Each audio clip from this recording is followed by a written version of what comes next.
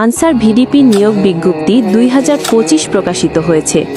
Answer VDP কর্তৃপক্ষ 14 October 2025 তারিখে দৈনিক ইত্তেফাক পত্রিকায় এই নিয়োগ বিজ্ঞপ্তি প্রকাশ করেছে। এই নিয়োগ বিজ্ঞপ্তির মাধ্যমে মোট একটি ক্যাটাগরিতে 67 জন নারী ও পুরুষকে স্থায়ীভাবে নিয়োগ দেওয়া হবে।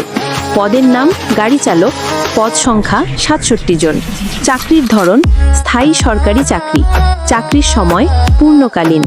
বেতন স্কেল জাতীয় বেতন স্কেল 2015 অনুযায়ী 15 ও 16 গ্রেডে বেতন প্রদান করা হবে। শিক্ষাগত যোগ্যতা স্বীকৃত কোনো বোর্ড থেকে ন্যূনতম 8ম শ্রেণী বা জুনিয়র স্কুল সার্টিফিকেট বা সমমান পাস হতে হবে। বয়স সীমা 13 অক্টোবর 2025 তারিখে বয়স 18 থেকে 32 বছরের মধ্যে হতে হবে। লিঙ্গ নারী ও পুরুষ উভয়েই আবেদন করতে পারবে। অভিজ্ঞতা গাড়ি চালানোর অভিজ্ঞতা থাকলে